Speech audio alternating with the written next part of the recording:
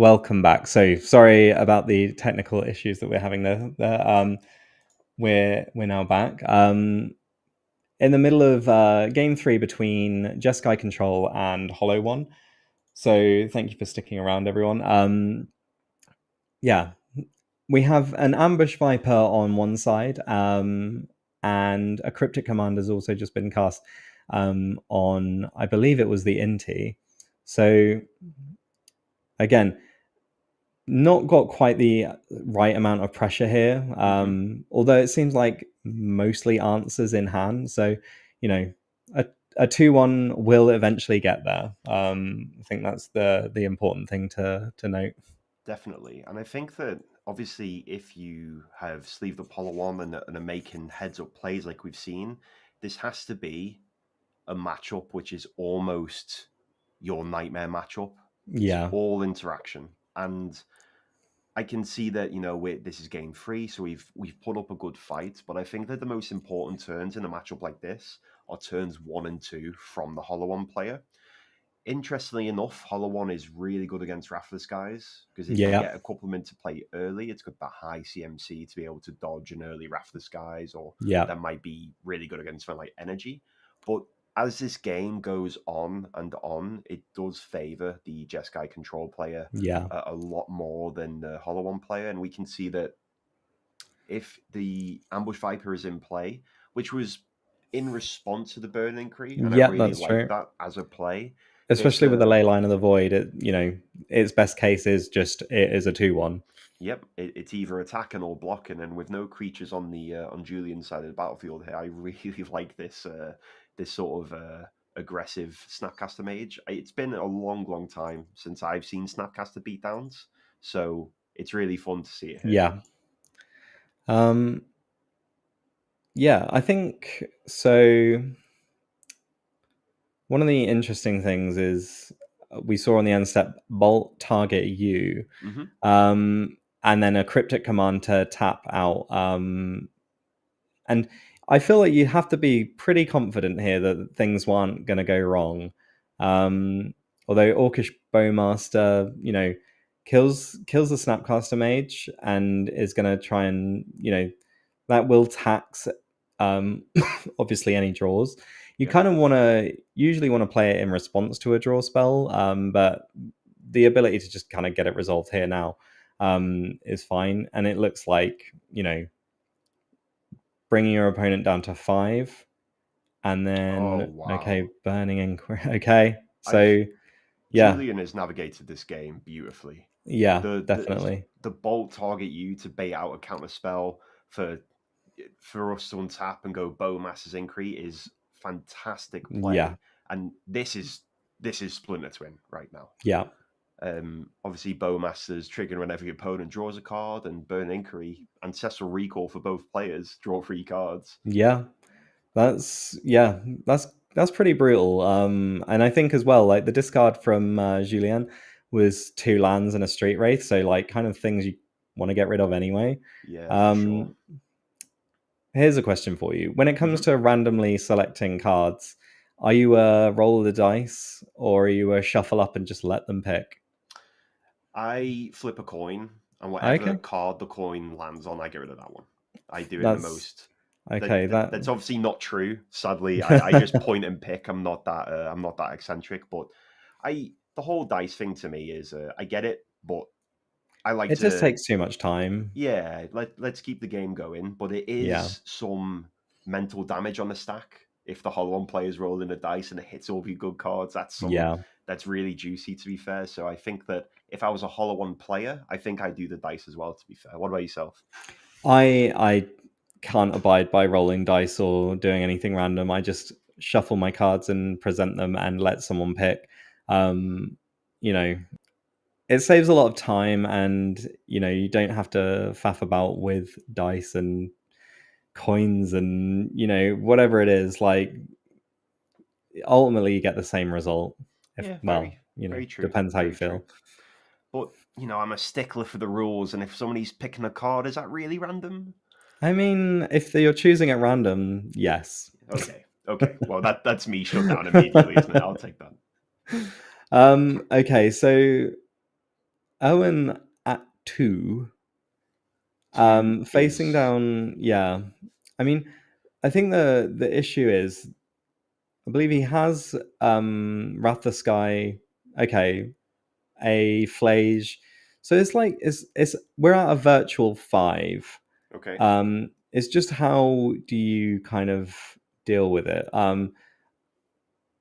Not enough. Oh no, there is enough white mana to be able to cast both Flage and Wrath the Skies, but you lose your Snapcaster in the process. Whether or not any of this is like particularly good, it's just I it guess is I it's a guess we very could double spell in some variety, but I do like the amount of time we're taking to consider our options here. yeah. No, I think okay. So discharge will gain 2 energy here, so that's fine. And then Um, can we Wrath for oh, 0? okay. So it looks like it's not it's discharge as the ritual. Um, so Celestial Purge, I believe, is one of the cards in hand. Um, so it must be Wrath the Sky if we're tapping double white, which it is. Mm-hmm. So down to 3 energy. Or down to 1? I don't. Is Wrath the Sky's CMC or is it power? I would have thought that it's I believe CMC. it's CMC, yeah. Okay, so Um, maybe I'm not entirely sure there then what the where we're at, because if you galvanic discharge the bowmaster, you can keep your snapcaster around by casting wrath for 0, yeah. and you keep all your energy as well. I um it's an interesting line. Maybe we're valuing the extra energy in ah case. I see it, got rid of the ley line of the void. Oh, of course. Well, this is why Irwin's in the top 8 and I'm not. Yeah, That's really heads up because now we've navigated the game in that order. We actually get to keep our Flage in the graveyard yeah, for later on down the line. Very yeah. heads up play. Yeah, no, definitely. I think having, what is that now, 3 cards in the graveyard, so kind of like a fetch land surveil away from being able to just cast Flage next turn. Yeah. So it's going to be quite interesting to see if that can happen. It's a this game that looked closed off a couple of turns ago has actually turned into a really Yeah. scrappy resource game from both players here. This is fantastic. Although marauding Mako into um, Faithless Looting. Hmm. So what we're hoping to draw, I think, now is a Street Wraith. Yep. That may well be like, that could be the game. Fetchland no longer now works for Flage, so we're still a turn away from. Well, we're a turn and a couple of cards away from being able to do anything. We've tapped the Arena of Glory for the red mana, Mm-hmm. so yeah, it'll be interesting to see what happens. I think, and Marauding Mako is like one of these cards that feels like it kind of came along and was, we were expecting Faithless Looting to maybe make it become a thing. Mm-hmm. Um, so it's kind of interesting. Looks like there's a judge call. I look. This has been a really back and forth game with a lot of cards doing a lot of things, and with Leyline and Void in play, making a lot of minor decisions here. So these guys are in the top 8. If there's a question, ask a judge. Let's Yeah, get it. Let's get everything resolving correctly. But it seems like that's been. I think it was just a check of everything's where it yeah, should be. fairly quickly resolved. Hmm. Okay, so all good. So now, yeah, waiting for the 2 discards. Kind of okay. Okay. So that is another Faithless Looting, and not entirely sure what the other card is, but Looks like it's gone forever now anyway, but I think yeah, it was certainly a magic card, hopefully. one of the magic cards that exists is probably, yeah, where you want to be. Yeah, I think so. Um, this is I know I've said it, but this has been an incredible game to watch unfold. This is two Yeah, players operating at strong plays and power. yeah, and like being that the Flage really did some work there, okay, Mm-hmm. draw 2, and Celestial Purge in hand with Hall of the Storm Giants. Okay, so realistically, it's the turn now has to be like either a bolt or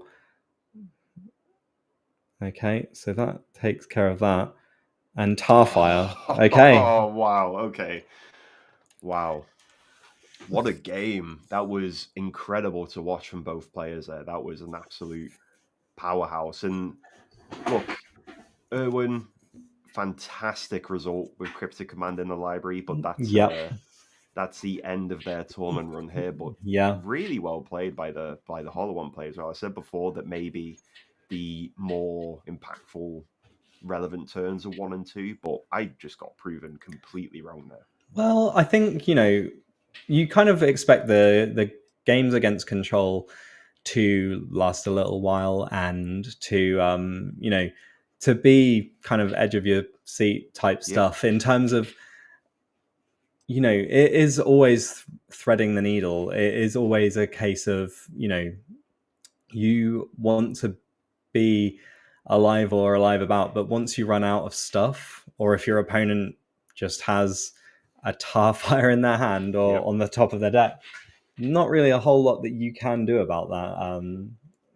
If you've not managed to stem the bleeding, and I think the fact that the ley line of the void proved to be relevant was Mm-hmm. that was quite interesting. Um, Again, probably not something I would consider to be super relevant in non-graveyard based matchups. Like they're not graveyard centric, Mm-hmm. but it really, it really locked up the game for him there. And a lot of respect was shown by Wrath of the Skies on 4 to get rid of it. We've also had a question of the Hollow One is less played than a month ago, and does anyone know why? And I guess, the thing is that as Magic players, people tend to gravitate towards the most played thing. Hollow One existed for a while beforehand, but, fell out of favor. And things like Goblin Lore and, they were these weird outlier cards that were quite expensive back in the day. And it's just whether or not you think that there will be, a chance for it to shine again. It when your deck goes away properly for a long time, um, it's usually kind of terminal. Things like Amulet didn't ever really go away, which is why they've sort of managed to stay on top for so long. Mm-hmm. But obviously the difference being that there's a perceived skill barrier for why people aren't playing it as much. It's really complicated. I think it rewards obviously like knowing what the deck does and being able to navigate the like slightly trickier matches. But I think it's on the side of people probably want to play actual games of Magic too. Yeah. And sometimes that's just not what Amulet is doing. Yeah, for sure. And I think that if you look at Modern as a whole, Hollow One hasn't gained as much. It's gained some strong cards like Detective Phoenix, Maraud, and Mako, but it's not really gained as much as some other decks that we see in the Yeah, format, like obviously the birth of Boris Energy. I think that Hollow One has the right tools to perform well in the metagame, as we've just seen. It looked really powerful there. But when there are two reasons, I think, mainly why it's not as popular as it once was. One, if you're playing a long event, Saturday, Sunday, those cards that say random on them can really add up to not be in your favor. yeah, You roll the dice every time you cast a card like that, and sometimes you don't just get there with them, and that's fine. And secondly, I think that realistically, it has been lost in limbo a little bit without some super strong upgrades. Obviously, Detective Phoenix is fantastic, but I just think that maybe it's not on people's radar. But then yeah, that's why we see it performing well in an event like this, because I imagine everyone sat down, opened up the 7, and then went, as the first Burning and Cree went onto the stack. That's just something Yeah. that can happen there. Yeah, I think, it's certainly like, me watching it, I'm thinking like, you know what, it would be like a kind of deck I would be interested in playing on stream or just seeing how it goes. Excuse me. I think when it comes down to it, like you say, did it gain enough for it to still be like fighting at the top tables? And obviously we're seeing it in the top 8 and moving on to the semi-final. Hmm. But I would suspect that, as you said, you have to be in a point where the randomness won't affect your mental game. It won't affect the fact that you know you have these busted openers where you can have 2 hollow ones on turn 1, for example. You could also end up ditching your entire hand full of useful cards and be Yep. stuck looking at kind of a bunch of nothing. Hmm. And so I think what people tend to want is consistency, and yeah, the reason why I would say that this deck is not super popular is that it is inconsistent. Yeah, I can agree with that, and I think that obviously when whatever modern deck you play, you have to put a lot of time and effort into that deck, regardless if that's Boris Energy or maybe something a bit simpler like I can't really think of a Neo Brand. Not a simple deck, just Sure. using it as an example. But you got to put time and effort into any deck you can shuffle up. And I think that maybe Hollow One sort of has this issue with somebody plays it, maybe they give it a run on Modo, a league here or there, and their random cards just don't work in their favor, and they go, "Oh well, I'm not going to play this again." Yeah. I don't. I think from what we saw there, it wasn't. You don't accidentally have a fully showcase version of Hollow One. No. There's not something that's an accident or just happens. Obviously, that was very intentional, and you can see that from that game, the time, love, and care has been put into learning that deck. And as you said, not being affected by the mental game of those random Hollow One effects or Burn Inquiry effects. And I think Yeah. that maybe just a casual passerby picking that deck up can go, oh, okay, I'm not playing this again. No, I think you're right. Like, as you, yeah, I think we kind of covered it, is that like you want consistency, you want to be able to have reps, and like there is like obviously some amount of value in having reps within that. Hmm. But if you practice and every time you get 2 hollow ones on turn 1 because you're just insanely lucky, Hmm. and then the next time you play it you're like, well, I cast Burning Inquiry and I did nothing. Yep. You're gonna feel, there's like a finite amount of reps you can get when the word random appears on a card. Yeah, definitely, and that's why I've honestly never really looked into the deck myself because of that element of the deck. And that's not to say it's a bad deck or a bad choice. I was like after watching that game, very impressed. But I was also very impressed by obviously the attention to detail and the knowledge of their deck from the player as well. Yeah. The keeping, I think we saw Exert twice in that game, Arena of Glory, and using one of the mana on a non-creature spell. Yeah. That's heads up, and that's not very intuitive. And No.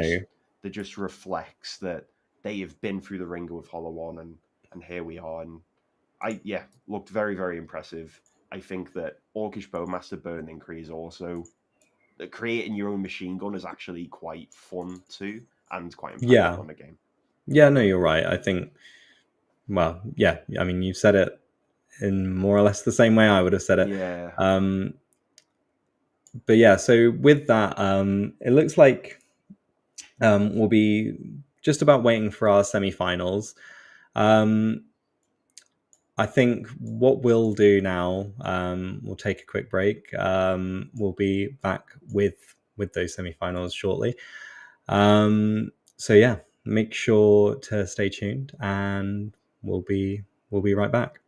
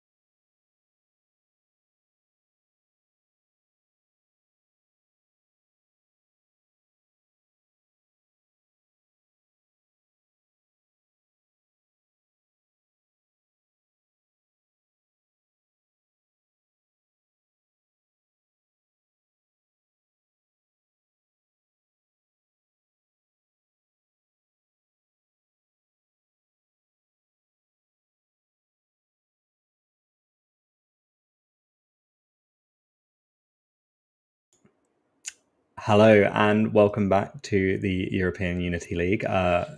My name's Bobby, again joined by Sam for the semi-finals here. So it looks like we've got kind of an interesting one. We get to see Hollow One again, and Fantastic. for us, I think no, we looked at Zoo yesterday, but Hmm. not quite a functional hand either game. So Yep. hopefully we'll get to see this happen. We'll get to see a proper match happen. Hmm. So we'll throw it down to the feature match. How do you feel like this one might go? This that's a good question. So I think one of the we kind of saw a sneaky way why somebody would pick Hollow One at the moment, and it Yeah, was that machine gun that we assembled through an Orcish Bowmasters and a Burning Inquiry. So that's really pivotal to the Boris and Prowess matchups because Boris typically plays a bunch of 1-1s or 1-2s, maybe a couple of counters from a Gyarasaurus here or there, but they are low toughness creatures typically. So if we can yeah, assemble that machine gun type effect in that matchup, it can be absolutely backbreaking for the Boris Energy player. And obviously, we've discussed that you can't really bring a deck to a tournament unless you are somewhat confident that you can beat Energy. Right? It's yes, it's the known factor, and it's absolutely everywhere. And we've already seen performing well in our top eight, beating in quotation marks bad matchup.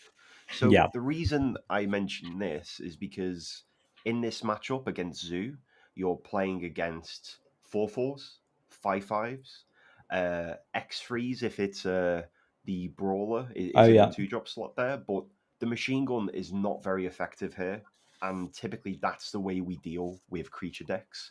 Even a card like Tarfire, which we saw as a top deck for the win against Control there, that's not really going to trade with any creatures on board. no, no. I The think my experience with Tarfire has always been that I wish it was Lightning Bolt, but the Yep, fact that it has Tribal written on it is the the reason that you can put it in a deck. yep, Um, but you're right. Like I think if I'm on the Tarfire side of the matchup, I probably wouldn't be feeling super happy. Although that being said, only two Tarfires. There are four Lightning Bolts in the Hollow One deck. definitely. And Gabriel is looking for one thing in particular in this opening hand, and no prize for anybody who guesses that, but that is Leyline Scion, Yep. absolutely backbreaking against Hollow One. Yes, definitely.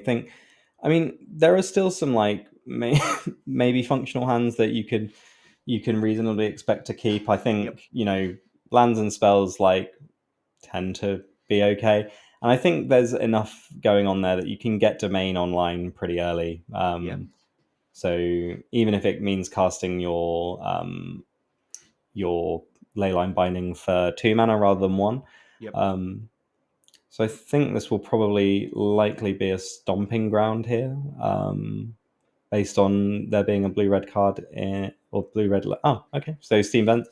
I thought the other land was a Thundering Falls in hand, but I might be wrong. Yeah, I can. This kind of suggests to me that we have stubs online, stub and denial maybe in hand, and a tap Thundering Falls could lead to not being able to counter Burning Incree or Sure. Goblin Law or something like that. So, look, I don't think Gabriel's gotten here by fetching the wrong land, so I'm going to trust their No. call on this. Yeah.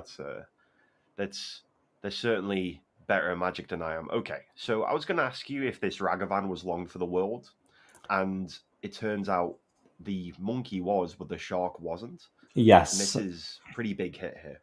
Yeah. I think. I mean, the fact that it's exiled a land and then probably you're okay with that. I feel like Ragavan's a card you kind of have to respect quite a lot of the time, but not all of the time. Um, you know, it kind of depends on if you're a Eldrazi player and you're facing down a Ragavan and you're worried about the cards being taken off the top of your deck, Mm, the chances are they're not going to be on 7 or 8 mana to be able to cast them. Um, Obviously, it's kind of like the reverse Thoughtseize bug where it takes the card that you want off the top of your library. yep. Um, but yeah, maybe it's early pressure. It does things. It ramps, but when you don't have a way to spend that mana as well, it's like, it's not the most impactful thing. Oh, definitely. And, a lot of games can come down to a Ragavan. I think in Julian's favour here, that that's just not what this game is about. Ragavan No. isn't going to be taking key spells off the top and swinging out of control because there's always going to be a lot of toughness from the Hollow One side. So I like this aggressive bolt here to at least make use of our Ragavan when we can. But Yeah. Nevergoyf is going to be essentially a brick wall for this card moving forward. Yeah. No. It's definitely going to be, if there's no way of removing it, which I believe there is a ley line in hand, but um, you would probably want to cast it for 2 now, rather than wait. Yeah. But it depends, I guess, on what else might you be hoping to draw. Okay, so we do see the ley line binding. Yep. And this is without Leyline Scion, the Zoo deck playing this more controlling game is really where they want to be as well. Just to make sure that Julian isn't running away with the game by any means necessary, and that Mm. if it's one threat a turn, this is much better than leaving something like a Nevergoyf in play. Sort of. Never. To be fair, Nevergoyf does a good impression of a Zoo monster, so Yeah, that is I like true. the respect here. So I need to ask you, how many Hollow Ones are we going to see come into play this turn? I would imagine minimum 0, maximum 4. That's a good answer to be fair. And then maybe somewhere in the middle we have two. Yeah, I would Yeah, say like between 0 and 4 is 2. yeah, yeah, So yeah, I would. Although that being said, I mean, you're hoping there's at least one, if you're the Hollow One player. yeah, And again, taking 3 hours to decide what's random or not. yeah. Um, I did you see that turned from a D6 into a D4 there? yes, That was at a least they've come prepared, but putting a Flage and 2 additional cards to be able to escape it. Okay, so 1 Hollow One, 2 Hollow Ones. Okay, okay. so you were right in that it was somewhere between 0 and 4. Yeah, yeah, no, no, you were right. That was your. Well, I'll give all credit there to you. So let's see. So what side of this battlefield would you rather be on? The double hollow one or the flage ready to go? honestly, I feel like, yeah, I mean, it's difficult to really think about it now. Like, we see the Arena of Glory in hand, which means Flage is ready to rock and roll next turn. Hmm. It feels like fueling the Flage is going to be somewhat of a problem here. Yeah. Just because I don't exactly know how the Hollow One deck really beats it. Um, so an Inti here is interesting. It gives the creatures trample and the +1. So obviously, it depends kind of what the last card in hand is, what Gabrielle has in hand as well. Are you now thinking that Inti is something that you need to respect, or are you kind of saying, well, this is probably fine? Yeah, and I we see a Detective Phoenix in the graveyard that was discarded to Julian's burning increase, so both players are able to get a graveyard relevant card into the graveyard. But I really like the respect of either we can't play it, or if choosing not to play to pull on that Inti, because it would just make the Inti very, very vulnerable to this Flage that we're about to see. Yeah. And sadly, we flip another Detective's Phoenix off the top for the Inti, and I think that must be arguably our worst hit. Yeah, I think you're kind of priced into casting it, and putting it onto a Hollow One. Gabrielle down to 5, which is pretty relevant. Although having the bolt and allowing the discard is not sure about that one, but I It's guess it sort of depends what you think their last card in hand might be. But we've seen like a little bit of value kind of given to Julian, hmm. by not bolting there. I've actually this this is actually really huge, right? Because there's not double white in play for the Flage. No, you're right. So it did really rely on the treasure. So again, the fact that there's no ley line really coming into play massively there. I think.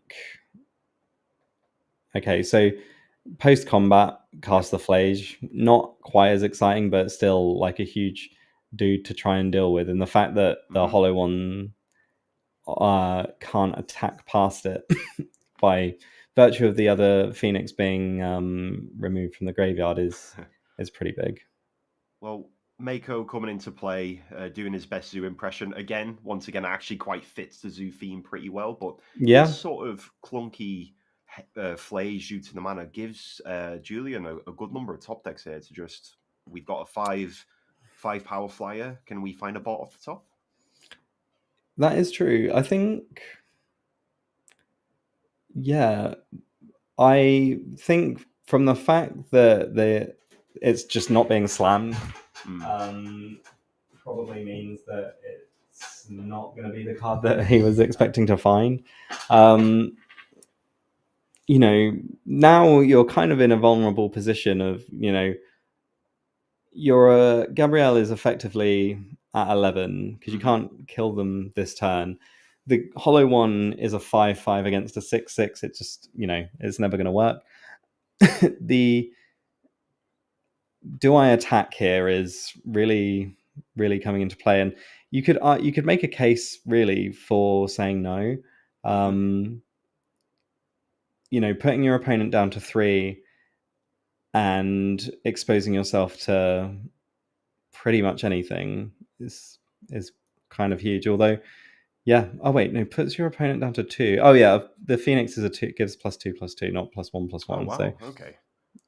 I That's think, yeah, no, that's very relevant, and it feels like it come down to that turn there because Flage plus Zoo has a really strong selection of non-creature spells in its arsenal as well. Not typically just the heavy creature side that we see, you know, with Leyline Bindings, but something like Tarfire, or not Tarfire, apologies, Tribal Flames does a little bit more damage than 2, but Tribal yeah, Flames plus Flage, we could just see this door get closed on this game right now if that's that what is we have. true. I think there is a Tribal Flames in hand, which Okay. will deal 4. Although we're exerting something. Okay, so it's the Scion of Draco. And this gives I think does this it was give vigilance and first strike? Oh, vigilance if it's white. Okay. And yeah, lifelink if it's black. So no lifelink on the board, but basically, what does this put? So it puts you down to 6, and then you have 7 power that you can't block, because you have to take the Flage. So really, what's this last card in hand?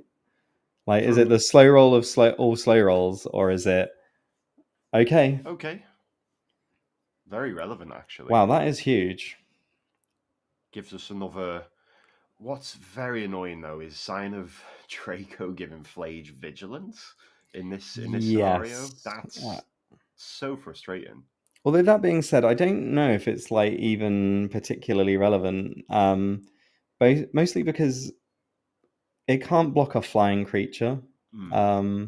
There is no hidden reach on this guy. So actually, this making 2 dudes and the ability to kind of go down to 1. Just Yeah, leaves a lethal backswing on the way back. Orcish yeah, Bowmasters was the perfect card there. yeah, definitely. Wow. That was, yeah. It's always nice when you get like a game where it just comes down to like these sort of micro decisions of, you know, like if you were in that spot, would you have the discipline to just keep Orcish Bowmaster in hand? Or, I mean, like, I feel like it's probably fairly straightforward enough to keep it. But when as soon as your opponent is like face up Hmm. and, you know, playing into the mental game of like what could they possibly have. Um, yeah, we're seeing like pretty interesting stuff, and the fact that tribal flames didn't have the full value there. Mm. Again, when your opponent was on, what was it, 8 or 9, Hmm. um, the attack with Flage tribal flames gets the job done. And yeah, there it obviously couldn't. Yeah, that's I think a really good way to evaluate a deck's power level is to see how many times your deck bails you out of what is seemingly an unwinnable position. Yes. And we've seemingly seen that twice now from Hollow One in the quarters against Control, and now just I think I think Gabriel might have been in the same seat that I was in and assumed that, oh, if it's not Bolt, then it's not good enough to steal this game. But Yeah. Orcish Bowmass has completely slipped my mind and was essentially the absolutely perfect creature there to sort of turn the swing of the pendulum because it ate the Ragavan and then blocked another creature there and just Yeah. was huge, was absolutely huge. Very impressive stuff. Yeah. No, I feel like you always have to. I mean, I sometimes you forget how intense it can be to try and make these decisions, and Mm. especially like we've discussed, like both both times we've watched Zoo now, like, well, the first time we watched it, it didn't seem like it was really getting what it needs to get Hmm. done. It had the ley line in one game, it had Scion, but it didn't end up mattering based on the failure that we saw exile the ley line to then kill the Scion. Obviously, not a consideration here now, but um, I think obviously what you want is to be getting aggressive, and the controlling elements of these decks, they're fine, but they're just not. They're kind of they tend to get outclassed if you're trying to go one for one with things with just as big creatures, and also sometimes just like the weird, you know, excuse me, the weird way things kind of work with these matchups. Definitely. And I think that this is now sadly the second time we've seen Zoo, where Zoo has kind of let itself down a little bit. And look, it happens. It happens. Yeah, This is variance. This is magic. But we've started game too strong here with the really important ley line in play. And they're just not that I don't think if you're playing against you, you should ever really viciously attack the ley line, but Hollow One not really having an answer to this yeah, is safe to say this is probably going to be in play for the game, and I think can really change the matchup quite a bit. yeah, definitely. Like Black and Red, not known for its ability to remove anything that isn't a creature, really. Yep. Um, okay, so Leyline Scion, pretty good. I think the Flooded Strand must have been a card that was drawn Mm-hmm. based on the fact that there was a Ragavan in hand as well. Mm. Um, so I think, you know, close to the ideal start, although the tap lands always end up being a price sometimes where you're like, was it worth paying this? Yeah, and you don't Triome in Zoo, the Triome sort of act like a hidden third surveil land. And what I mean by Yeah, that is you want to fetch them at the end step as a yeah, choice and never really be forced to draw them. But yeah. if this is the price we have to pay to build our own Sire of Seven Deaths, then I think I think Gabrielle is quite happy with this. Yeah, no, that's true. Okay, so Burning Inquiry.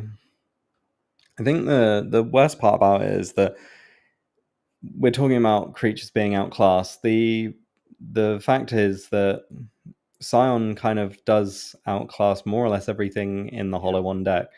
Um, Especially with like having vigilance, having first strike, having lifelink, and being a 4/4 against other 4/4s. Just it feels like the game might already be kind of locked up Yep. at this point already. Yeah, this is exactly what Gabrielle wants to see. And to be fair to Hollow One, one thing Hollow One does is like absolutely loves to attack. absolutely loves to attack, but sometimes it can't really. It's not a deck that can do the combat math or the combat trick or the, there's sadly sometimes it can't really do anything but attack. And in a game like this with a first strike lifelinker hexproof in play, that's a great position for Gabriel to be in. Yeah. So quick card count or card type count. Hmm. It looks like We have a street land, wraith. creature, sorcery. Yeah, I believe so. Okay, another. I mean, one thing that you can say is that this will at least mess up the hands of the zoo Yep. player. We've seen at least one relevant card be thrown away, Hmm. um, and again, it grows the Nethergoyf. It could end up getting out of range, which is nice in terms of having a way to combat your opponent's Scion of Draco. Hmm. So that is an instant and a creature and a land. So instant creature land sorcery. It's a 4/5, so it can already kind of rumble with Scion. That's honestly, like, this is sort of what I was alluding to before, and the fact that Hollow One doesn't have the luxury of being able to do combat maths. And if you got to go bigger than Zoo, then Nevergoyf is a great way to be able to do Yeah, that straight away. yeah. And I think the last time I cast Starfire, I was playing with actual factual Tarmogoyf. nice. Um, I mean, that was a long time ago because I even had Death Shadow in my deck. Um, so, but yeah, it's definitely nice to see. But if you're taking 4 each turn and your opponent's gaining 4, you're not really in the right spot. Yeah, Um, and we did see a Carvu get discarded to that Inquiry, which yeah, probably would have been strong enough to see or to really try and close out this game. And you yeah, know, Mako is the card you don't want to see after 2 burn Inquiries. We'd love to have had that one in no, play first. no. I think there was some consideration to maybe having Arena of Glory. Um, okay, it looks like maybe a first strike and Yep. then bolt, Yeah. which is that's pretty brutal. Um, yeah, I Yep. think it's fair to say that that's like an easy scoop. It's you know gain 4 by attack, like you attack and your opponent gains 4 and kills your guy. Hmm. I mean, I think I'd have packed it up a long time ago. So Yeah, and that's just the power of this Leyline Scion combo. It is essentially Zoo's equivalent to Splinter Twin or yeah, Lotus Bloom to Meshi or Storm plus Past in Flame, something like that. That's why this is why Zoo is really flexing its muscles in the metagame at the moment, because Prowess can't deal with that. Boris Energy can, but over a couple of turns, and it's just sure. As you guys are trying to figure out how best to attack my cards, I'm just going to continue casting very yeah, large creatures. yeah. I think the it's weird because I think the leyline package was like very much overrepresented when it kind of appeared, and Hmm. the fact is that it's still like there's still a bunch of really big strong stuff that um you can do with Zoo. So it Hmm. feels weird that it kind of fell off as hard as it did, in my opinion. Like, but then again, the actual thing is that Leyline of the Guild Pact is kind of a bad card. Yep. You know, like with most ley lines, you never want to draw them after turn 1 anyway. But the fact that your deck had to have them in there, and Yep. there's nothing like Fury, or I mean, I don't think Grief would be necessarily the thing that you'd want to be doing, but Fury certainly at least like a card that I don't know. I wouldn't mind seeing it back in Modern to kind of combat some of the unfair stuff, or not Hmm. unfair, but some of these mopey creature decks. But um, yeah, the fact that the ley line kind of has very little utility outside of turn 0, Yep. it It's you do pay a price. Yeah, of course, and I think that's actually a good way to describe a lot of modern decks at the moment. Like you're trying to, all of these modern decks are trying to have that A plus B combo, and Yeah. sometimes from even in the Hollow one, we see the almost combo style gameplay sometimes with Bowmasters plus Burning Incree. And sometimes the downside to playing cards like that is you draw them, Yeah. ironically enough. Um, yeah, you're right. The zoo, that's always been the issue with ley lines as a whole. You never really want to be casting them. But Yeah. I guess from the zoo side, Carvu does have flavor text of discarding cards and drawing cards when it attacks. So we can get rid of them, but you're absolutely right in the fact that we'd rather be discarding it something like endurance or solitude Yeah. or grief. Rest in peace, grief. But it's necessary evil, but it feels weird to have cards in your deck that don't feel good when you draw them. Yeah. But, I think that, well, as a Belcher player, you'll probably be experienced with having a lot of cards in your deck that you don't want to draw, and then you end up drawing them. So, Oh yeah, definitely. Any of them actually. yeah. Just I any think, card. I'm like, oh. yeah, no, it's surprising how disappointing you can, or disappointed you can feel when you're like, well, I put these cards in my deck, so they're there for a reason. Yeah. But oh my god, was I drunk when I put them in? Like, what could possibly be the reason for this? Yeah, I think I I'm just a sucker for it. I don't think I've ever registered a 75 of playables. I think that it's certainly something. When you draw Lotus Bloom on turn 5, exactly what was needed. Yes. None of the time. But my yeah, it's I wish I was drunk because then I would actually have more of an excuse. But Yeah, no, sadly, that's fair. no. Sadly, completely sober and fully intentional. Well, it happens to the best of us. So, leyline binding on the Nethergoyf. So that was like, it was kind of a big-ish dude. A 3/4. Oh no, 4/5 because it's an artifact as well. Yep. And then another hollow one being cast. Like that's kind of the ideal start. And no Scion of Draco on turn 2 for Gabrielle.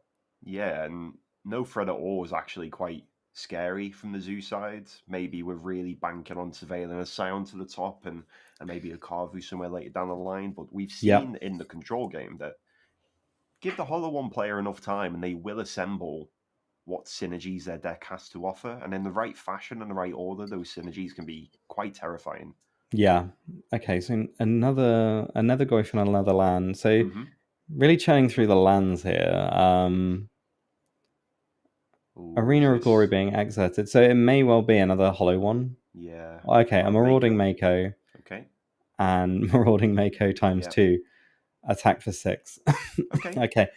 Again, as we've sort of just said, you always draw the cards in the wrong order, Mm. and those Makos coming after the Faithless Looting and the Burning Inquiries, not quite as fun as have you, I feel like we've all had to cast a 1/1 for one at some point, Mm. but you never feel like particularly great about it. Yeah, and like, look, I have a soft spot for Mako. Shark Pirate may be the best creature type line we've ever seen. So at It's not least there's bad. that. It's not bad. It's certainly in the top 10, I think. Yeah. But this is just like again quite impressive from the Hollow One side because even if we exerted the Arena Glory, so we're down a land for the next turn. Yeah. But there is most draws out of our library right now are really good. Being able to any land lets us flash back their Faithless Looting and put an additional 4 power, a Hollow That One is worth of true. power onto the table, and then another Inquiry off the top, or Goblin Law, or Faithless Looting even really can put this into overdrive. So this Yeah. is a really big top deck for Gabrielle here. Yeah, and I think as well, like the fact that we're now fetching and surveilling Hmm. either speaks to not having anything to do, or we are really digging for an answer to what's going on the other side of the table. Yeah, I think that it's I'm not too sure. I think it's some variety of threat. Yes, even Leyline Binding not good enough here with those with the Shark Twins in play there. But it's Okay. Okay, Fable of the Mirror Breaker. I just feel like this card is. I mean, I think I'd rather have been hanging out with a leyline binding. Just the cards are like, being outclassed a little bit, like a 2/2 against potentially 2/3/3s if there's a land. Hmm. Yeah, not super exciting. But then, if you don't have the land and you can't flashback or discard any more cards, then Yeah. yeah, it's a pretty big stonewall against 2/1/1s. The the Fable likely this is a it's probably not the thing we wanted to see this turn, but with that chapter two being able to dig us, get rid of some of the extra lands I think we have in hand, and get us maybe find us closer to a Scion plus another threat. That's like Yeah, it's the best for this turn, and I think um, those Makos not being able to attack is exactly what Gabrielle would have wanted to see. yeah. Although kind of an interesting block. Going down to 8 versus Hollow One, like I would have said maybe not like too scary. Hmm. The fact that the Makos didn't get buffed up and could attack is, I think I would probably not be blocking there. But then I suppose if our plan is to, okay, so it's just cast another one. Yeah, I the Hollow One has a lot of trickiness going on. Maybe if the play is end of step Orcish Bowmasters and then we top deck a Burning Cree, we never even get a chance to block with our Shaman. So I kind of like doing it on my own terms. Yeah, Look, I'd rather not lose this to anything, so I am gonna use it as a, you know, as a ritual for life, maybe. But yeah. is this a bolt or a Tarfire? Okay, a Bolt. bolt. All right, so we're now at the point where we have the 3 mana again. Mm-hmm. Um, so flashback, faithless looting time. It probably is. Yep. And it has to be. I do like the discipline we're seeing here from Julian. We're in the top eight, we're in the semi-finals. No play is ever immediately the right play to make. Having a good think about everything we can see Yeah, is really smart. I think that especially when you're playing aggro, it is a little too easy to autopilot. Um, One thing that's starting to worry me from Gabrielle's side now is we're getting into a position of the game where maybe Scion isn't even good enough. yeah. No, I think so. This is an attack for 10 and putting your opponent down to 2. Hmm. And then there's like too much now to kind of deal with on the board. Um, again, that's why I feel like the lightning bolt might have been, or sorry, the leyline binding might have been a better keep. Hmm. Especially if you know you're going to be deploying the Fable of the Mirror Breaker anyway. Seems more relevant to keep some of the good cards that you have in hand. Okay, so Flage and a land discarded to chapter 2 of that, the additional Fable. Mm-hmm. Okay, so Exa with Flage is you go up to a virtual 8, Mm-hmm. you can kill both creatures, and then I mean it's probably the play you have to make. Yep. The only no, it doesn't have vigilance because there's no scion. Um, yeah, okay, kind of scary now for Hollow One because it just feels like removing a 6/6 is going to be quite difficult. Yeah, we've discussed that Hollow One isn't really one for doing the combat math. It swings sideways, and that's one of its main avenues to victory, or like primary avenue to victory. But there is a sequence of draws here that could make this Flage just not enough, which is very odd to say, isn't it? It is, and so I think so. An attack for 6, put your opponent back down to 2. Um, So I'm going to respect Julian and assume that it's not Starfire or Bolt in hands because this will be yeah, a brutal slow roll. yeah, and the only thing is now that obviously the Fable of the Mirror Breaker can, or the Kiki Jiki, can copy the other Kiki Jiki. Mm. So we're at least plus a 2/2.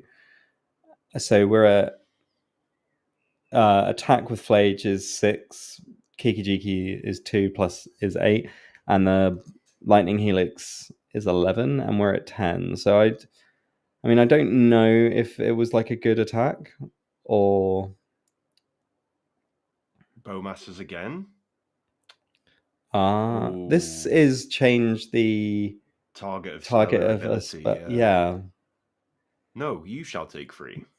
this is one of those things where you end up looking at your cards, even though you know you have no way out, and you're just like, man, how did I lose this? So I don't think this is actually That's true because lethal because the you take 3 and gain 3. yeah, right. So this is basically a lava dart type effect here. Yeah, okay. So, I think that's what we're just double checking here. Actually, yeah, as far as obviously the gaining life no longer uses the stack, and it's all the resolution of one ability. yeah. I don't think this is actually what I'm not too sure if Julian was hoping for this to just be lethal, but I don't believe it is. No, maybe a slight misstep. But I mean, it's probably still the only thing that you can do. Yeah.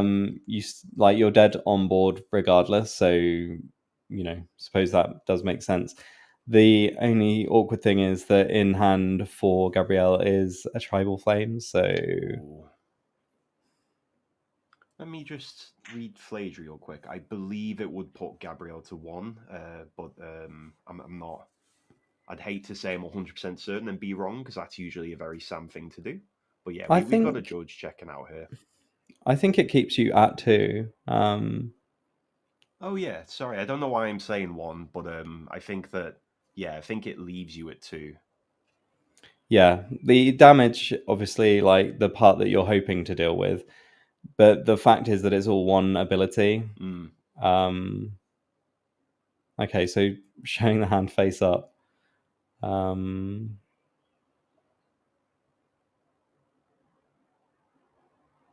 yeah, an attack. So it's 8 down to 2, Mm-hmm. and the way it works is you change the spell. The reason it seems like it's the opposite way around is because you are targeting Julian with 3, and you yourself are gaining the 3. When if you attack and target yourself, you'll be dealing 3 and gaining 3 in the Mm.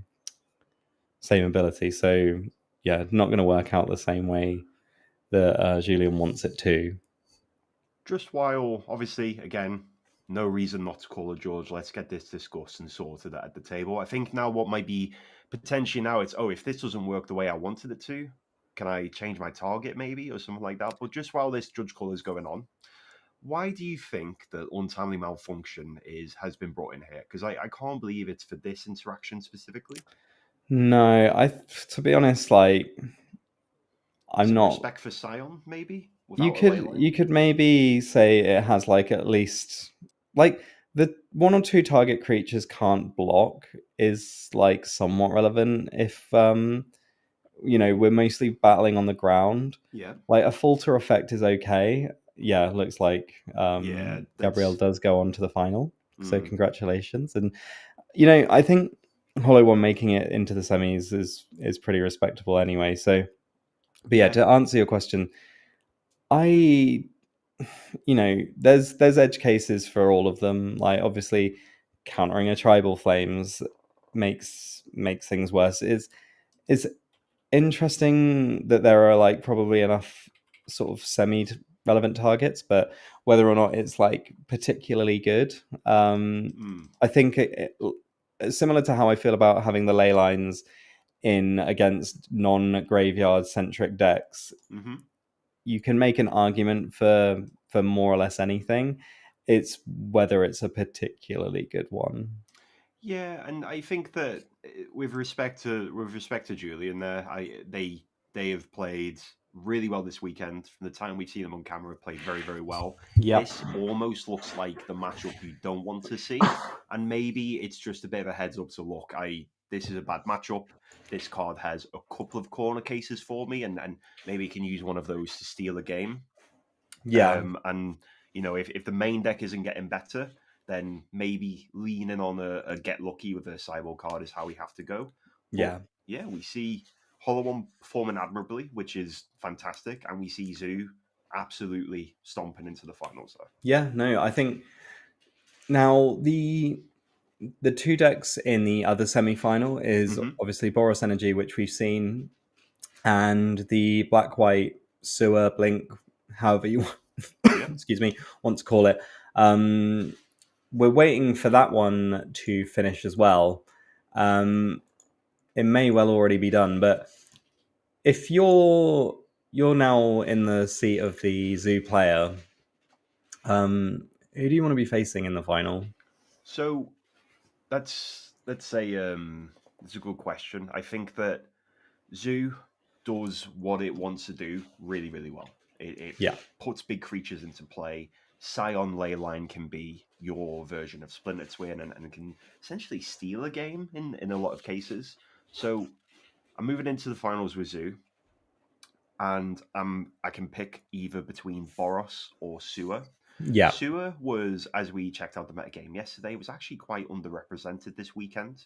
And I think that what we saw yesterday was that Sewer has like really unique ways of interacting with the Zoo deck. We saw Ophelia blink Leyline until the end of turn, and then we can have the removal spell for the Scion.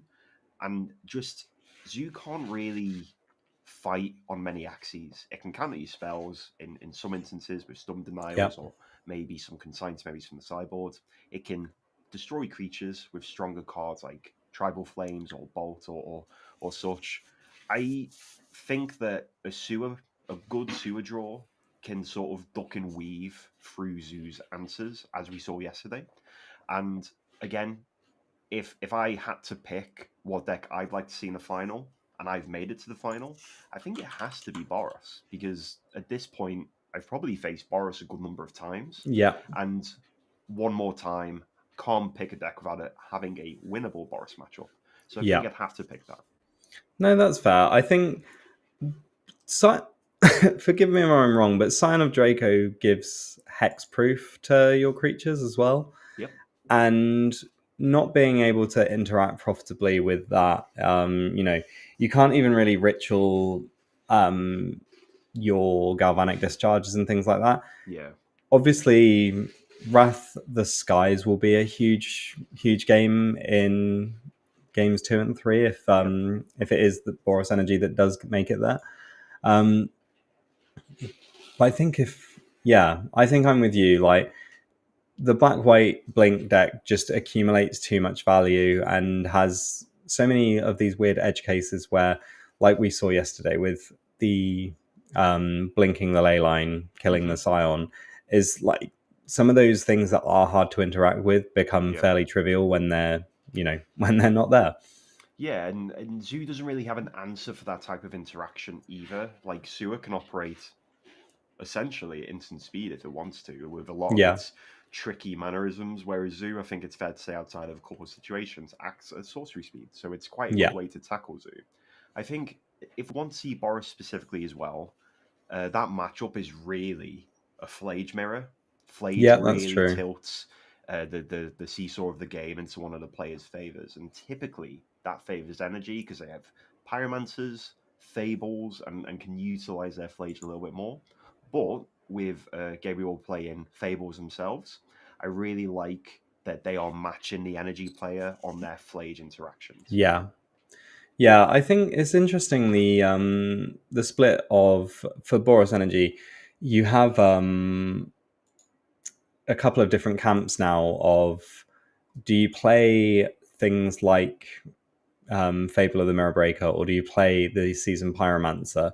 Hmm. And it seems like now the the main thing is that, as we've sort of discussed yesterday, there's a lack of being able to refuel, and the fact that Season Pyromancer draws the cards it can draw you to when you don't have anything in your hand is huge. Like the filtering effect seems to be slightly less relevant when all of the cards kind of do the same thing. Yeah, I agree. Between the two, Season Pyromancer, it's definitely templated much more like a Horizons card. Being able to Yeah, draw from an empty hand is really powerful and is something that we typically expect to see from those decks. So I I think that, I'd have to pick energy, but I also never count energy out from any game it performs in. yeah, no, that's fair. Cool. Okay, well, I think the players are. I'm not sure that we're going to be able to see the next match or the other semi-final at the Mm. moment. What we'll do, we'll take a quick break and we'll come back with the final, praying for Boros Energy's downfall. But regardless, if it ends up in the final, it's been piloted by the best player over the weekend, the Hmm. best the best results on the deck over the weekend. You can't really ask for more than that. So yeah, stick around. We will be returning in a few minutes with the final. Yeah, see you soon.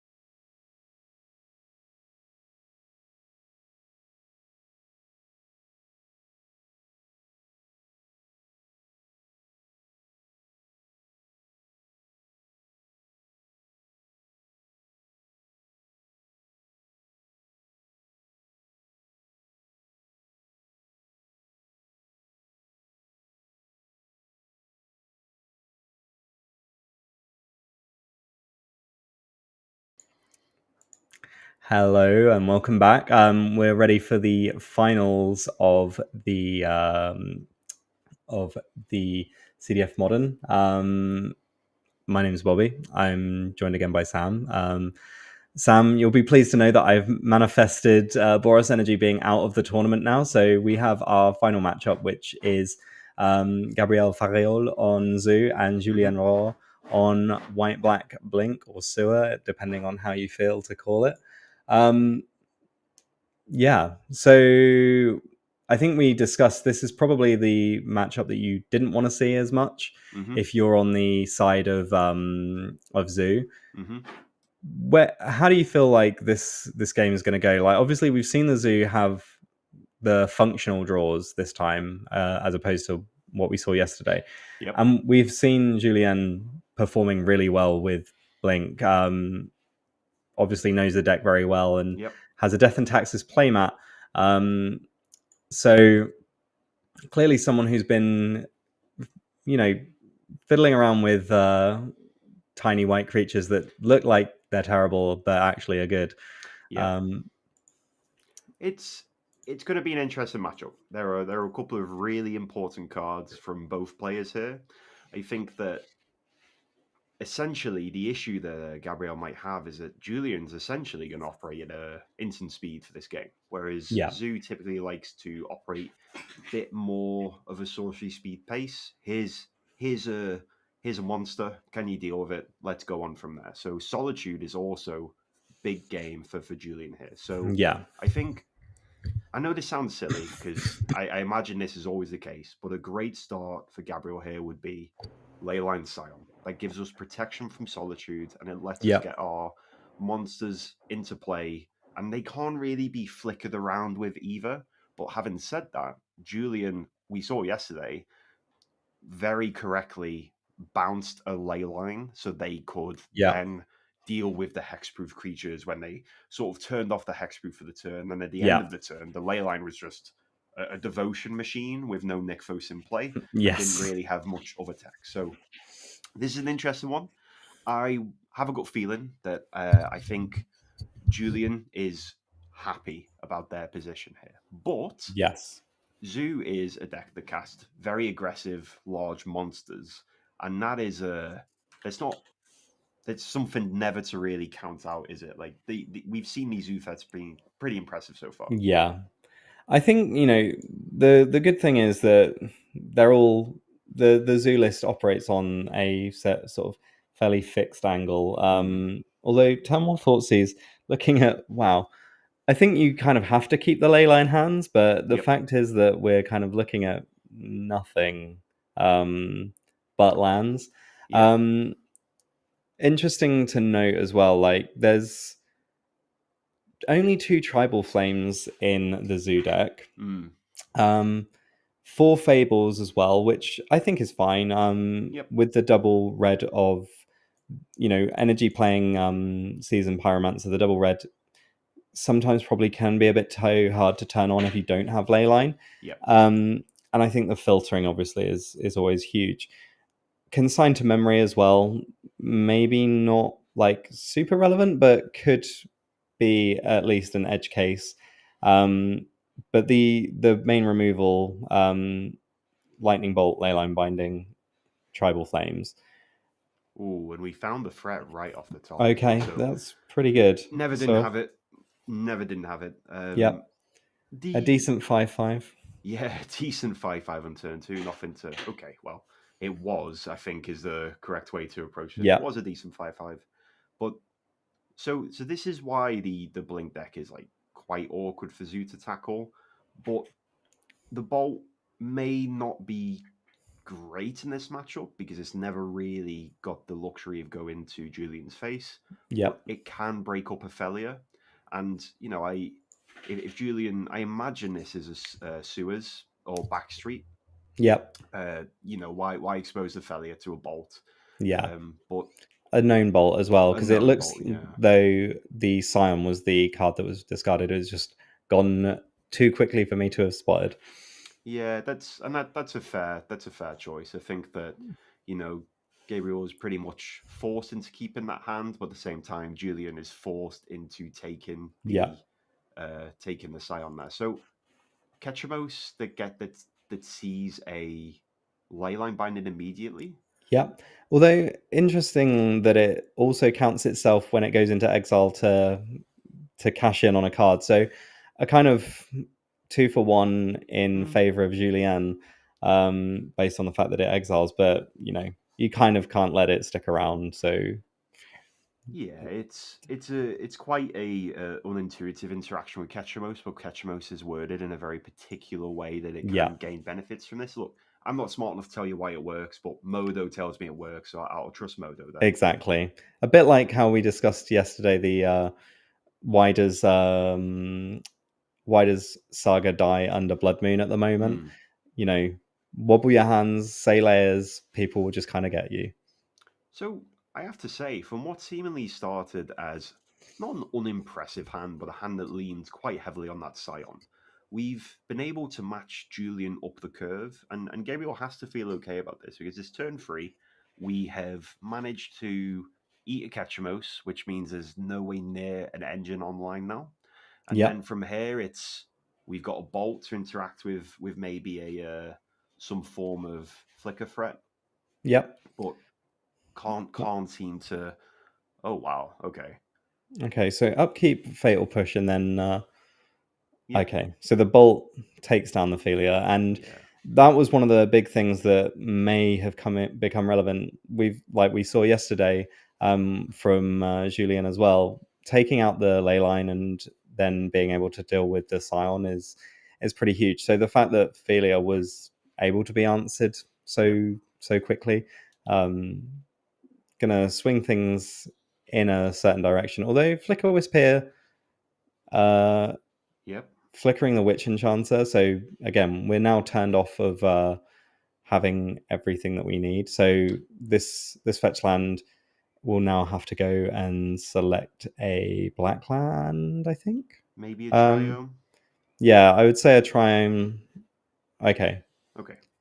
that's just straight up godless shrine? So Yeah, I guess that if we top deck a triome, we can cycle it. But if we top deck the shrine, we're just kind of stuck with a land in hand. So I yeah, like this.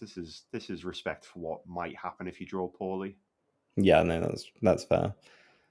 Okay, You know, so it's sorry. it's tricky here. I think that this has been a game where both players are fighting on all axes, and this is now sort of like that Spider-Man meme where everyone's just pointing at each other. Yes. Like I think this turn or Julian's following turn are really going to decide what direction this game goes in. Yeah, I think we'll. I mean, I'd still start by attacking. The 3 power in the air is kind of awkward, but you know, you need to get your opponent dead because the fact is that they'll be drawing and outdrawing you in terms of cards. Hmm. Um, we've seen the Flicker Wisp on the land to become a creature as well. Like it's still pretty big.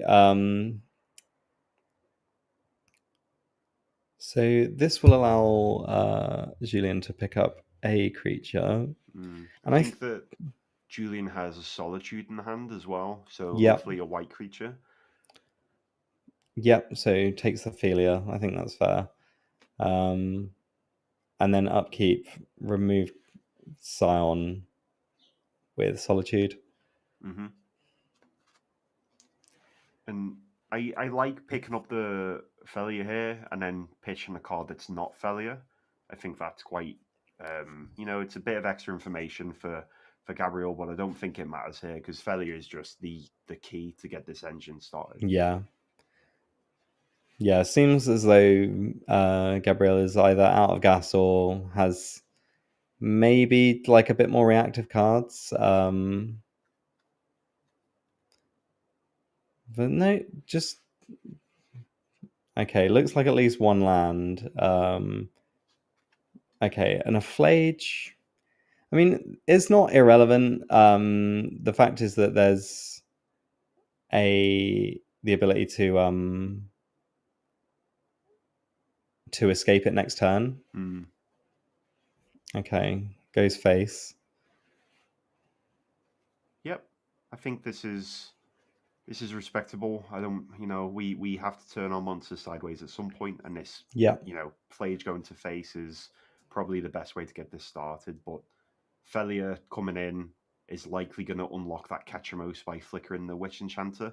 yeah, that's true. Yeah.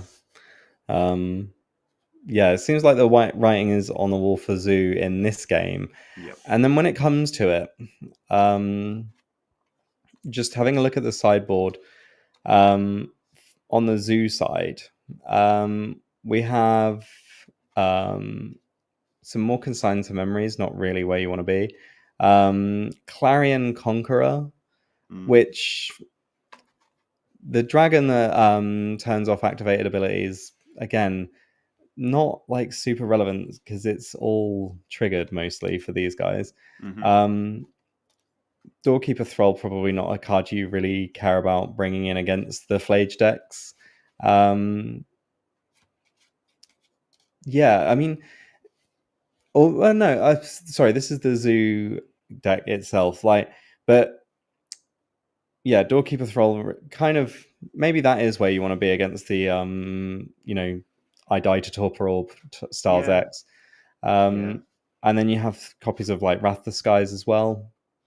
Yep. It's, I don't know. I feel like the sideboard is geared towards not really dealing with this kind of thing. Yep. Um, there's probably a bit too much kind of going on, and the Wrath of the Skies must be to deal with ones and twos because there's no other energy cards Mm. to kind of get you there. Not like we've seen with the Jeskai control deck, which had tune the narrative Yep. and things like that. Um, so, and then again on the side of um, the Ketramos deck, um, we've got Prismatic Ending, which seems like that might be okay against the myriad of ones and twos Mm-hmm. in terms of creatures. Vindicate is kind of an inefficient answer, but it answers anything. Yep. And the White Orchid Phantom as well. Destroying the non-basics is kind of huge, considering there are only what have we got: a mountain, a plains, two basics Mm. within the Zoo deck. This this game is taking quite an interesting turn here. Yeah, The the zoo deck, well, from what we've seen of the zoo deck, the deck, even if it's going down, goes down swinging and swinging yeah, hard. And this I, this solitude is obviously a big deal, and being able to put Julian back up to 4 from an attack is huge. But it does make a top deck Tribal Flames potentially an answer here. that is true. I mean, like here I have been sat talking about what we're going to see in the sideboard. The game isn't even over, and has managed to swing in a way that okay, well, don't feel like that's particularly relevant. And I think that now going up to 7 out of Tribal Flames range, Yeah, the game is pretty much over. we had a window there, and sadly, we saw a ley line instead. Yes, yes, the prison bars were on the window, I think. But I think that this is a great demonstration of why this matchup is actually quite tricky for the Zoo player, and maybe why we would have preferred some Boris Energy or some Ocelot Prides and Cat synergies. But instead, we've been left with Felia, the dog synergies instead, Yep. to sort of close out this game. And yeah, it's just that from Gabriel's opening hand as well, it's fair to say that they've drawn like good relevant cards throughout the course Yeah. of the. Oh, turn too late.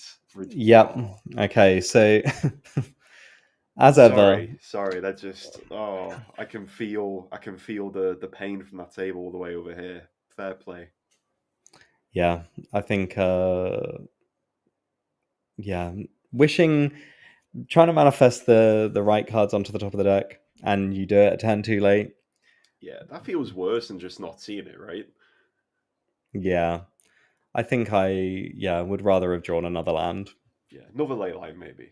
Another ley line would have been perfect because it's like cool. My deck is full of useless cards that I Yeah, would never have got out of this matchup anyway. Okay, so moving on to, seems to be maybe a judge call. interesting. It might just be Gabriel hasn't even started sideboarding, so it might be can I go use the bathroom, please, or Yeah, something that's along true. those lines, or maybe a drink. It's the finals. It's been a long weekend. You've got to make sure you stay hydrated in these Yeah. cases. Um, or maybe it's something different entirely. But there When it was. Go on, sorry. No, when it comes down to keeping yourself, in the game with food and drinks, and are you a slammer monster before the tournament and see where it takes you kind of guy, or are you I'll eat my oats and drink plenty of water and try to be somewhat sensible? So I stay hydrated. I do love a good white monster before any event, but That I is, find it really tricky to eat during an event. yeah.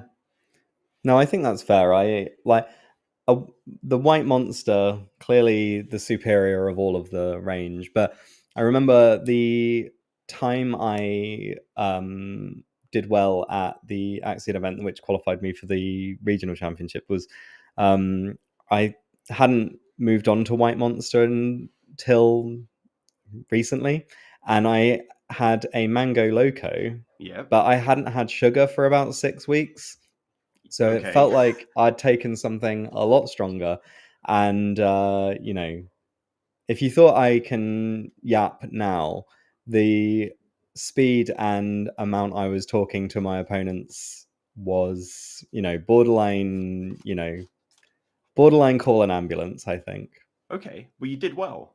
I did do well. So maybe the tech is to just not have sugar all the time and then overdose on it an hour before the event. Yeah. I mean, like, if it takes an out body experience to win a Magic tournament, I'm happy to take those every time I Yeah. register for one. That works. That works. Yeah, no, I think. Well, it's a good to know that you're a firm ally with the white border, or white border, or just white monster, but white Yeah. border monster as well.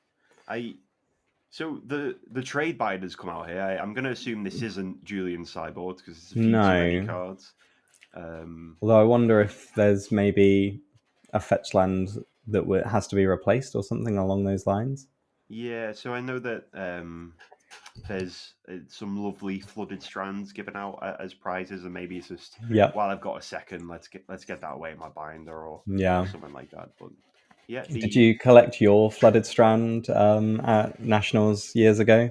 no, so I wasn't actually really playing back then. Oh, I've okay. sort of played Magic on and off for 10 years, and by Yeah, on and off, I mean that there was a good 9 years where I was a commander player, and then yeah. there's been less than a year as a modern player, really. So I've never Okay. really taken the game too seriously, and that's what I've told myself for all these bad results that I've had. But now I am taking it seriously. Those bad results are starting to hit harder to home than they ever have. Yeah. Well, I think I think that there was. I remember specifically that weekend. Obviously, um, the The flooded strand controversy, incident. yeah, But it was also. I think I played in a modern for goodies and walked away with like a judge foil mountain. nice. Um, I think George was playing in that tournament as well. Funnily enough. Shout out So to George. yeah, Great shout player. out. Yeah. Great guy. I know that they're currently playing an RCQ in Darksphere today on Oh, the okay. grid scale. So good luck, George. I know you'll never hear this, but Yeah. best of luck. Well, maybe. I think. Yeah, I think my days of traveling around, you know, every weekend used to be either watching coverage or playing in events or Mm. both. But yeah, the fact is, like, I came close so many times that after a while, you kind of yeah end up in a place where you're like, well, maybe it's just not gonna happen. But Yeah, very true. Very true. you can still, I think, yeah, being able to just spike a tournament sometimes feels pretty good. I'm a good 2 years away from that realization. We'll reconvene in 2 years and we'll have this discussion Yeah, again. Yeah. I think, to be honest, like, if you're still, you're in a good spot for playing Magic in that there are stores around the north of England that, you know, you've got Fanboy 3 in Yeah. Manchester and things like that. Sadly, I think around near where I am, there's just not that many opportunities to play that aren't at least an hour's drive away. Yep. Um, so That's a yeah, long drive, to be fair, as well, especially with the yeah, day and the rounds, and obviously you're going to win, right? So through the top eight as well, and exactly. then it's a drive home. I So as I've gone, so I used to love the idea of traveling around and seeing different games. I used to work in LGSs, so Okay. I love going and visiting LGSs and such. And the UK is, to be fair, a really good selection of good LGSs run by good shop owners and such. And I used to love the idea of traveling and seeing as much as I can. Now I've turned into an old man at the ripe old age of 27, and 9 o'clock is my bedtime, right? So Yep. I I've really turned into I particularly enjoy watching coverage, watching other people have fun, and then I really enjoy the idea of modo or online competitive events where I don't even have to move. Yeah, no, that's true. I think for me, I got to see some like really cool places. But Mm, like, basically, Magic was the smoke screen of like, oh, we'll go to this place, sure. but you end up like getting to see the cities. So like, I think Paris and Copenhagen, Hmm. and I've been to Prague and Ghent Yep. and Tokyo.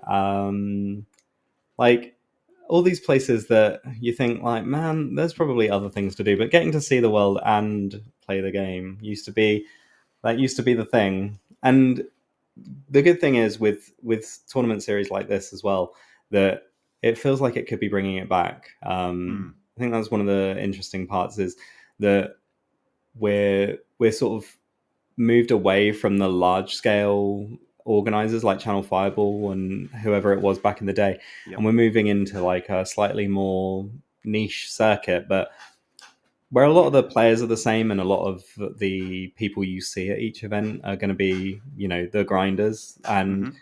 I think having that back like post COVID, which it still sounds crazy to say considering it's we're many years post COVID, but Yep. um starting to get the wheels back onto these tournament series is really important.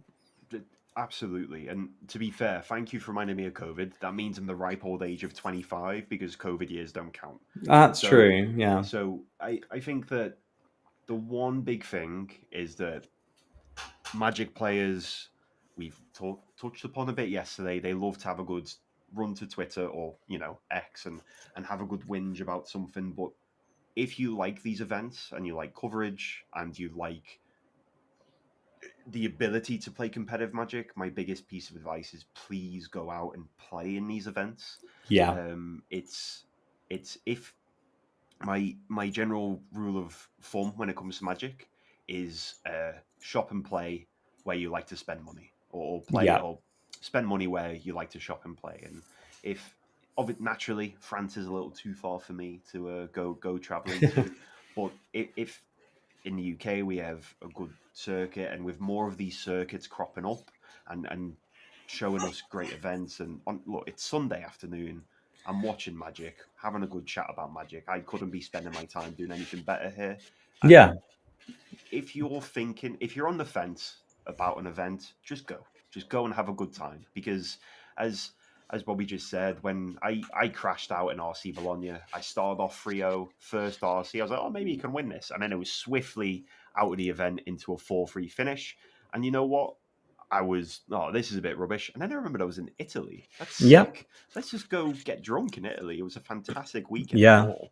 And I That's one of the coolest things is that you can always convince your spouse or your partner or your friends like, well, I'm going to be going to this exotic location, so maybe you'd like to come along with me. mm, And then when you get there, you're like, oh, it's also because I'm going to be playing Magic. But yep, you know very, very true. Very true. it there's plenty of places with even a nice local game store that you can go Hmm. if you make sure you plan your holiday to contain a Friday, and Yep. you can't really go far wrong. No, very very true. We have a really good local modern scene. I'm from Liverpool. Shout out Liverpool and Just Play Games. Great shop, great scene. And honestly, at this point, I think we have a bit of a tradition of a post F&M pint and a good chat. Yep. That's better than the Magic at this point. I'm going through the motions of shuffling up 60 cards Yeah. just to get to the pub with mates, and that's the gathering element really Yeah. taking I full think swing. that's Yeah, I think the most fun you can have at an event is to meet new people, make new friends, and like some of my lifelong friends have, or not lifelong, but friends who will now become lifelong from the point they entered my life are from Mm, Magic, yeah, and you know a lot of things whereby it brings people together of you know a lot of different walks of life and things like that. Not to get mm, too existential about it, but it's like it's a great leveler. There's people there who are there to have fun. There's people there to win every tournament, win every mm, match, play the best they can, and everyone gets to coalesce and sort of exist within this weird space where if you do well, you start to think like, okay, I'm going to try and do well. yeah. And if you don't, then it's fine. You can have a laugh and kind of joke about it with your next opponent. Yeah, I mean, if you're a modern player, if you're a commander player, if you're a spike, or what you might refer to yourself as a casual spike, or you just go in to a bigger event because it's local, you after an 0-3 drop, the pub is the same for everyone, right? That is true. Um, Yes. so it is what it is, and like it's I love Magic, and I think that Magic has made me connect with people that I never would have connected with outside of Yeah. it. But I noticed a lovely collection of board games on the shelf behind you, Bobby. Ah, And yes. for me, Magic works best when it feels like playing a board game with friends rather than playing a spiky. Obviously, time for both, but like I Yeah. really enjoy the chin wag and the Yeah. chat I afterwards. think whenever friends of mine we all get together to play Magic, it's usually to play Cube now. Yes. Um, and every year, summer barbecue on the August bank holiday Nice. to play Cube and then do NFL fantasy drafts, Okay. which usually end up disastrously. Although you know mostly people praying for my downfall, Okay. and quite often it comes. So I'm gonna guess that NFL fantasy draft is not a type of cube. No, Ah, okay. no, we actually play Pauper Cube whenever we whenever we play normal cube. Pauper cube's good. Yeah, I th- I think you know if someone had access to a Euro Millions win on Tuesday, which Mm, fingers crossed, maybe it will be vintage cube next time, but we'll okay. have to see. That's fair. You know, I wish that for your lottery win, but to be fair, from wishing for your lottery win, it means I'm not winning the lottery, so I don't really know how to feel about that. But Well, luckily, I don't have to feel too much because our judge call has been resolved, and I can quickly ignore the idea of yet again not winning the lottery. yeah. Look, I feel like everyone around me will have won the lottery as well, so don't worry. We'll True. we'll figure something out. Yeah, please, please. Next time, next time we commentate an event together, it will be a golden padded microphone I'm using, just to Yep. say, yeah, Yeah, we'll be in our own recording booth. yeah, Maybe we'll just fly out to the event and chat amongst them there. yeah. I think that's fantastic, and thank you for using the word "we." I will definitely come along if invited. So not too sure what the judge score is about, but we're shuffling up for our final game. Yep. To be fair as well, we had quite a discussion about this yesterday. If we were there right now, we could go ask some important questions about this Death and Taxes playmat, and if sewer counts, not Yeah, sure. I just still don't think there's enough tax to be considered taxes. And I think, like, to be honest, most of the Death and Taxes decks across all formats Mm, tend to not really operate on that axis anymore as the threats have become like, you know, that much more hateful and efficient. I mean, it Yep. depends what you count as attacks, but True. whether or not the new dragon is a tax for your creatures entering tapped or not activating their abilities, things like that. Mm. I don't I know. think I think I have to let Julian off here, right? Because it's death and taxes, and they're currently sitting in the final, which Yeah, means that's true. there's been a lot of death on the radar Yes, this weekend. certainly a So lot of death. yeah, I guess I'll have to let them off. But we see respect for Ragavan. Pretty good way to start the game. Yeah, and that's the prismatic ending out of the sideboard. So I think that's a one of fun of, which again, there's not always like a huge amount of ways to interact on turn one with this deck. It seems prismatic ending being basically the fifth final fatal push. Hmm. Um, although was this so second Ragavan Yep. played and Solitude. So really, really respecting the fact that we do not want Ragavan sticking around. Yeah, and obviously the white black blink deck wants the game to go to a longer game than Zoo typically wants to have. So Zoo wants it over in about 5 turns, Yeah, and Blink really likes to see those turns sixes and sevens to engage with their engine. But I like the respect here. Look, pirates hunt in packs, so you got to bring 2 removal spells for 2 Ragavans. yeah. Okay, so getting Ophelia here, pretty big game. Yeah, Drawing a ley line, you not know, big game. not big game. Arguably absolutely terrible. Hmm. Um, I and the damage they're taking off the fetch lands, I know, like obviously, it's kind of a feature of modern, but the fact that Zoo, when it doesn't have the ley lines, takes a bolt each turn from each of its lands, Yep. that is something to kind of consider. And I think Julian's paying a lot of respect here by only fetching up basics the first couple of turns. Hmm. Yeah, definitely. So you mentioned that about Zoo that if it doesn't have a leyline in play, it really does just bolt itself repeatedly for the sake of playable mana and 5/5 creatures. But Yeah, the same is actually like really true for the Flicker deck. There's so many times a Flicker deck pays 3 life for the back of a Witch Enchanter, fetches and shocks and four teasers. So I actually really like the idea here that I'm going to take my mana nice and slowly and fetch my basics because out of these 2 players, it's the Zoo deck that's likely to punish someone for yeah, going solo in life. We saw in game 1 that it was a Tribal Flames off the top for the victory, and the respect to just make my mana a little worse, but sort of almost counteract that potential top deck later in the game, it is really good play. yeah. So the Ophelia looking to jump in front of the Goblin token, but there was a lightning bolt. Hmm. Pretty good. But Baelmark just says, "Well, I'll have my Ophelia back. Actually, thanks."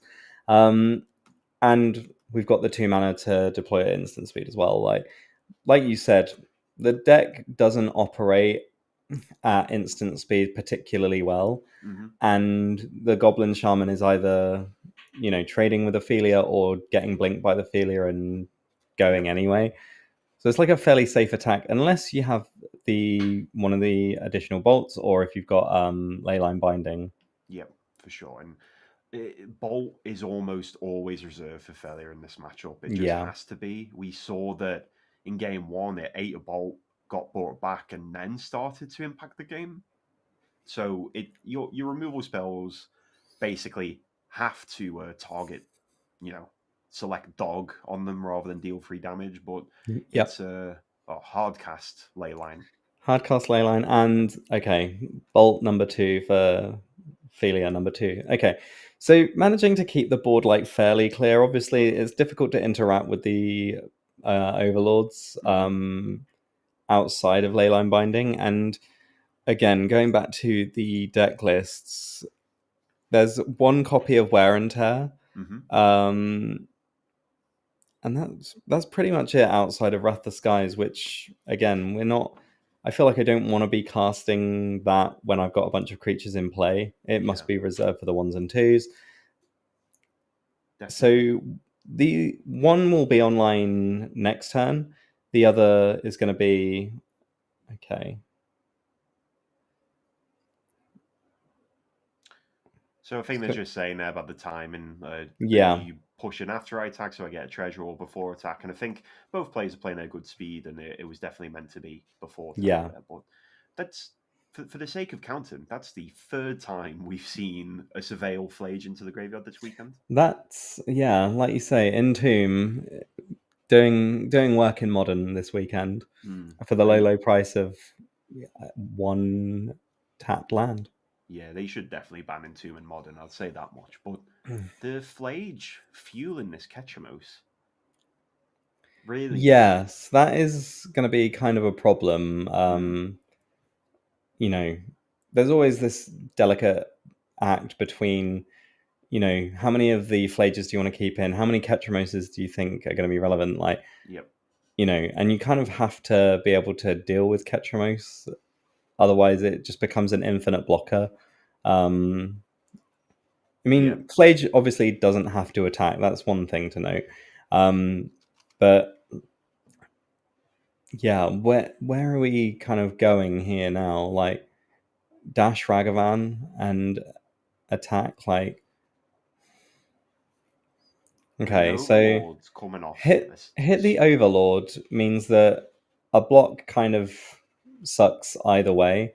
So you will lose it in one way or another if you do decide to block. Okay, Ooh, stubble. okay. Okay, pretty big game there.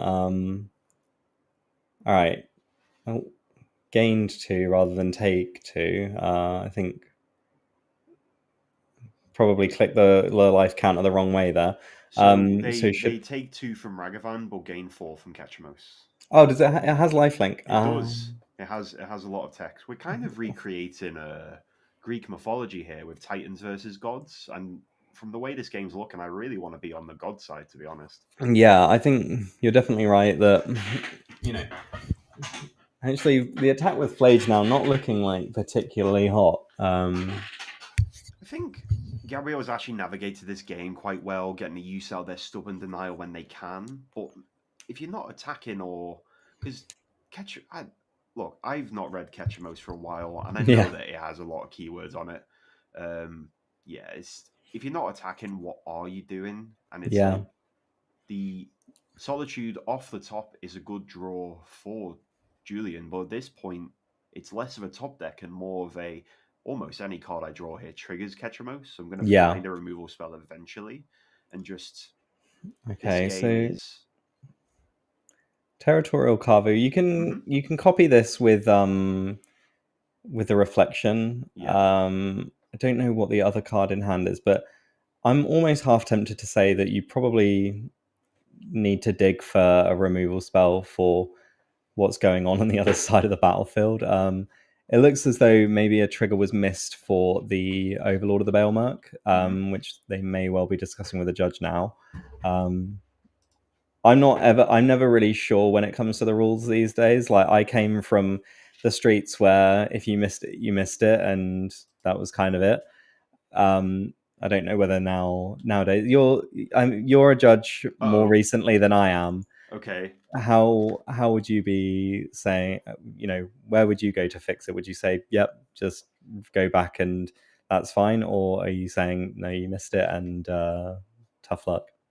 So I am officially a judge. I use the term officially because I probably don't come across as a very good one. So I would panic in this situation and basically disqualify for mistriggers, and that way Okay, I'm not cool. embarrassing myself by giving the wrong ruling. But I think here, essentially, because it's a beneficial trigger, it's up to Gabriel if this goes on a stack or not. Yeah. Essentially, Okay. There you go. um, but I, oh no, Well, wow, okay. Yeah, looks like a pretty decisive victory there yeah. for Black White and Julian Raw, your champion. Oh, thank you for the recast. Well, Oh, that's us, uh, right? pas de problème. Merci beaucoup. Au revoir. Um, yeah, as we'll come back to the virtual booth, I guess. Yeah. Um, kind of, like I think we discussed it. You'd rather see Boros Energy on the side of the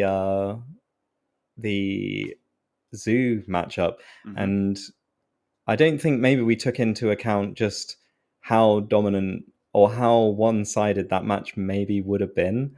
Yeah. Um, so yeah, like I think having now seen what we've got going on in modern, like if you're looking to pick up a deck this coming weekend, Hmm. or maybe playing online or something like that, after seeing how good Black White Blink appeared to be against some of the top decks in the format, what are you bringing? What are you picking up? That's a really good question, and I think from what we've seen from our top eight is we've seen actually blasts from the past with Cryptic Command making the Yeah, top eight. We've seen a deck that maybe people didn't consider was much of a contender anymore in Hollow One, and then we've seen the old favorites which have performed very well. One thing I just want to point out is everyone has played very tight in the top eight today. yes, From what we've seen, triggers and respond at the right point, and that kind of pushes me to the answer of look, these modern decks are playable because their power level is very high, but they also seem to reward, and always have done really, reward somebody who knows what they're doing. yeah, So if I was going to suggest any modern deck for anyone to play in the coming weekends or maybe have an event, I think playing something familiar is definitely a good place to start. yep. You know, I'm gonna have to walk away from today and sleeve up some cryptic commands. I'm not sure about yourself. Gonna have to give that a go. I think for me, like I I'm debating whether I go and look at this Hollow One deck after Hmm. the once we're finished here.